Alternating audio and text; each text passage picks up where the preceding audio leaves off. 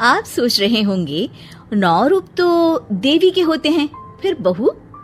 भाई बहू भी तो लक्ष्मी का रूप है। तो जब बहू के पैर पड़ने से घर में समृद्धि आती है तो और क्या क्या होता है, जरा देखिए।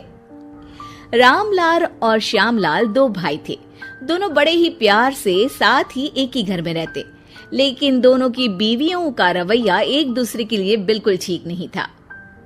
एक दिन रामलाल की बीवी कहती है, अरे रमा, ये क्या कर दिया? सारा कचरा पूरे घर में फैला दिया। माफ करना दीदी, मैंने रखा तो एक ही जगह था, लेकिन हवा इतनी तेज चली कि उड़ गया। अभी उठा देती हूँ। हाँ हाँ, जल्दी करो। और एक बात, अब भाई साहब से बोल देना कि 2 रसोई कर ले। पता तो है मेरा बेटा सोहन बड़ा हो गया है, अब लड़की वाले भी आने लगे हैं, तो उसकी शादी हो ही जाएगी इस साल। हाँ हाँ दीदी, मेरा बेटा विहान भी तो बड़ा हो गया है और उसकी भी तो शादी होनी है। ठीक कहती हैं आप। अब हम ऊपर वाले तल्ले पर शिफ्ट हो जाएंगे। मैं विहान के पापा से बात कर लेती हूँ। बात नहीं करना, शिफ्ट होना है, क्योंकि मैं अब साथ नहीं रह सकती। हाँ हाँ दीदी, ठीक है ना। फिर क्या, हो जाते हैं एक घर के, एक परिवार के 2 टुकड़े और 2 रसोई, दोनों के बेटों की शादी। और फिर शुरू होती है कहानी। अरे मेरी बहू तो ढेर सारा दहेज लाई है। ये देखो, बड़ा टीवी, एसी, कार और गहने भी। दीदी, ये तो बहुत अच्छा है, लेकिन है कहाँ आपकी बहू?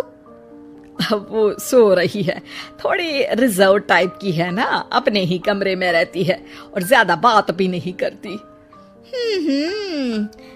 तभी रमा की बहू की आवाज आती है, माँ कहाँ है आप? जल्दी आइए, नाश्ता ठंडा हो रहा है और मुझे भी भूख लग रही है। आ रही हूँ बेटा, रुक।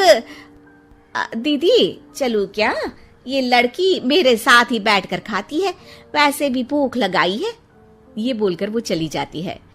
तभी श्यामा की बहू बाहर आती है और बाहर की ओर जाने लगती है। अरे बहू, कहीं जा रही हो क्या? क्या है माँ जी, बिना बात के ठोका मत करो। जा रही हूँ मैं। वैसे भी मेरे पापा ने कार घर में रखने को तो नहीं दी है ना। अरे नहीं नहीं बेटा, बिल्कुल बिल्कुल, घूमो घूमो। मैं तो कहती हूँ मुझे भी साथ लेकर जाया करो, साथ ही घुमा करेंगे। अरे नहीं नहीं, मैं आपके साथ बिल्कुल भी कंफर्टेबल नहीं हूँ।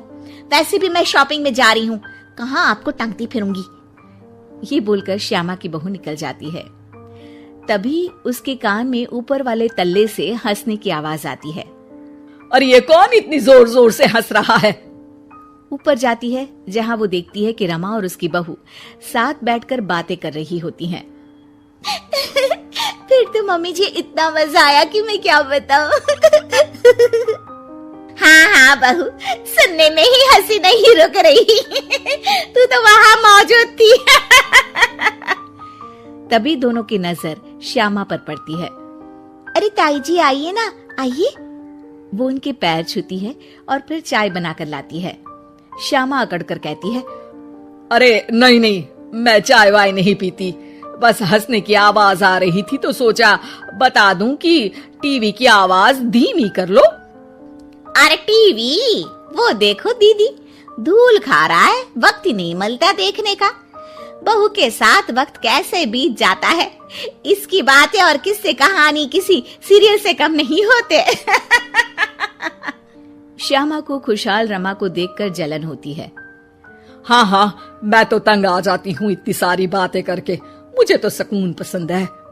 ये कहकर श्यामा चली जाती है। अगले दिन रमा अपनी बहू के साथ घर से जा रही होती है कि तभी दरवाजे में श्यामा उन्हें टोकती है। अरे कहाँ जा रही हो दोनों? अरे देखिए ना दीदी, इसे शॉपिंग करने जाना था।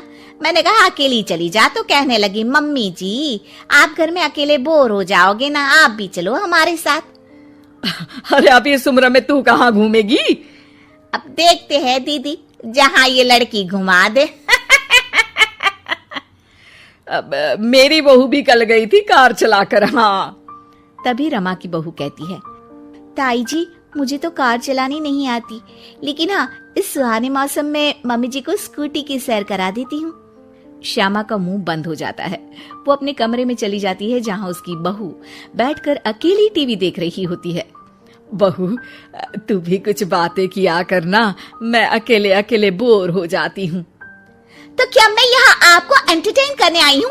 देखिए मम्मी जी, मैं तो सिर्फ ये कहना चाहती हूँ कि ये टीवी मेरे पापा ने दी थी, तो ये टीवी कल तक मेरे कमरे में लग जानी चाहिए, समझिए आप। ये बोलकर वो वहां से चली जाती है।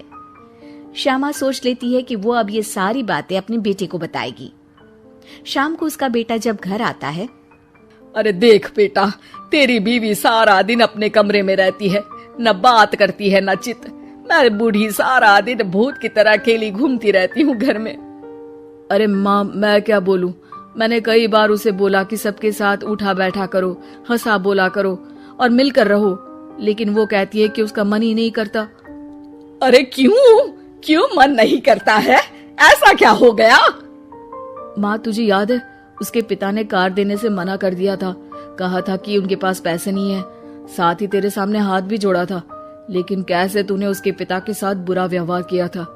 उन्हें कहा था कि पैसे नहीं है तो किसी भिखारी से शादी कर दो अपनी बेटी की। हाँ बेटा, तभी तो आज दरवाजे पर इतनी लंबी कार खड़ी है।